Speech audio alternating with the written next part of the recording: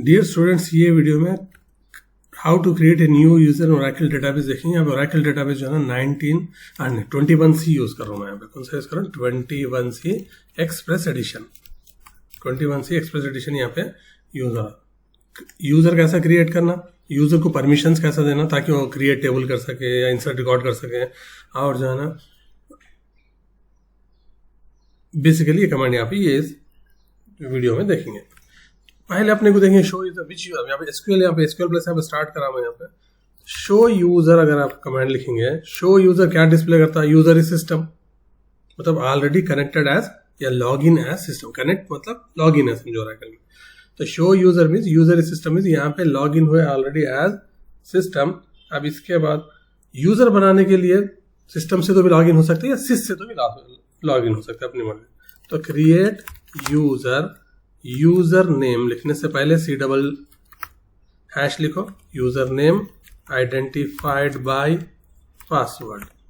अब ये कमांड में इसमें फिक्स क्या है, यानी रिजर्व वर्ड्स क्या है? क्रिएट यूजर तो हमेशा लिखना है, चेंज कर सकते हैं अपन खाली ये वाला C# यूजर 1, ये है यूजर नेम। आइडेंटिफाइड बाय भी वैसे रहना हमेशा। पासवर्ड क्या है? यूजर 1। बस ये दोनों को चेंज करना, दूसरा यूजर भी बना सकते हैं। ये हो गया अपना, एंटर मारो। User created. अब यूजर तो क्रिएट करे लेकिन ये यूजर को कोई परमिशन नहीं रहता, मतलब क्रिएट टेबल करना, इंसर्ट रिकॉर्ड्स करना या क्रिएट व्यू करना या प्रिविलेजेस बोलते हैं। यूजर को जो है ना परमिशंस या प्रिविलेजेस देना पड़ता बिफोर वो यूजर लॉग इन होके अपना टेबल बना सके, इंसर्ट रिकॉर्ड कर सके। तो क्रिएट यूजर तो हो गया। अब इसका परमिशंस कैसा देते हैं? ग्रांट कमांड है इसका, ये डीबीए कमांड से। क्रिएट यूजर, ग्रांट, ये सब डीबीए कमांड है। तो ग्रांट यूजर ये तो लिखना है दोनों चीजें। अब कौन से यूजर को देना चाह रहे हैं अपन परमिशन? C# user 1। ये तो यूजर 1 बनाया ना, ये जो यूजर बनाए उसको ग्रांट यूजर नेम नहीं, ये ग्रांट यूजर देने की जरूरत है, खाली ग्रांट लिखो यहाँ पे। Grant connect comma resource comma DBA to C# user 1। अब ये कमांड में क्या हो रहा था? ग्रांट कमांड यूज कर। ग्रांट के साथ क्या करना? कनेक्ट, मतलब ये यूजर जो क्रिएट करे यूजर 1 लॉग इन हो सकता है उन्हें। ये यूजर 1 रिसोर्सेज यूज कर सकता है, जैसा टेबल स्पेसेस जो भी रहते हैं अंदर उसमें यूज कर सकते हैं। और DBA परमिशंस भी है, मतलब और दूसरे यूजर भी बना सकता है अदर देन बेसिक कमांड्स, दूसरे DBA कमांड्स भी ये यूजर। ये परमिशंस है। ग्रांट के साथ जो भी परमिशन होना है अपने को कामा सेपरेट करके दे देना। अगर खाली ग्रांट कनेक्ट कामा रिसोर्स भी दे सकते हैं, DBA नहीं देना चाह रहे, अपनी मर्जी कौन से भी ग्रांट देना है। और भी प्रिविलेजेस है, ये तो शुरुआत के है। Grant connect comma resource comma DBA to user 1। तो ग्रांट सक्सीडेड मतलब ये परमिशंस इसको मिल गए। अब इसके बाद क्या होता? ये यूजर जो है ना, जो नया यूजर बना अभी लॉग इन कर सकता, क्योंकि ऑलरेडी कनेक्ट परमिशन दे दिए। तो ये यूजर जो है ना लॉग इन हो सकता। लॉग इन होने के लिए क्या है ओरेकल में? कनेक्ट यूजर नेम लिखो C# यूजर 1 पासवर्ड। पासवर्ड क्या है? User 1 slash. अगर यानी यहाँ पे नहीं लिखे तो नहीं पूछता। अगर आपको हाइड करना है, पासवर्ड यहाँ पे नहीं दिखाना है, तो ये /यूजर 1 नहीं देके खाली एंटर मार देना। ऐसा भी कर सकते हैं। पासवर्ड ऐसा एंटर मारो तो एंटर पासवर्ड भरा। तो सिक्योरिटी पर्पज के लिए अगर यूजर को दूसरों को नहीं दिखाना चाह रहे हैं पासवर्ड क्या है तो एंटर। तो एंटर पासवर्ड वो तो यूजर 1 लिख दिया, ऑलरेडी दिए थे ना यहाँ पे, तो वही यूजर 1 यहाँ पे पासवर्ड लिखे। तो कनेक्टेड भरा। कनेक्ट अगर यहाँ पे पासवर्ड रॉन्ग लिख दिए या यूजर नेम रॉन्ग लिखे तो डिसकनेक्ट कर देता हूं उन्हें ओरेकल से, फिर अपने को लॉगिन करना पड़ता। तो यहाँ पे क्या है, अपने को लॉगिन हो गया। शो यूजर लिखो, शो यूजर। देखो अभी क्या दे रहा है? यूजर इज कनेक्टेड एज, मतलब फिलहाल SQL प्लस में कौन से user as which user we are connected? C# user 1। पहले क्या था? यहाँ पे सिस्टम था, सिस्टम से ये यूजर बना लिया, उसके बाद में यहाँ पे या। अब इसका नेक्स्ट अपने को क्या आ जाएंगे? अब ये यूजर के जैसे लॉग इन करेंगे। लॉग इन करने के लिए क्या कमांड है? ऑलरेडी अपन लॉग इन तो है ना।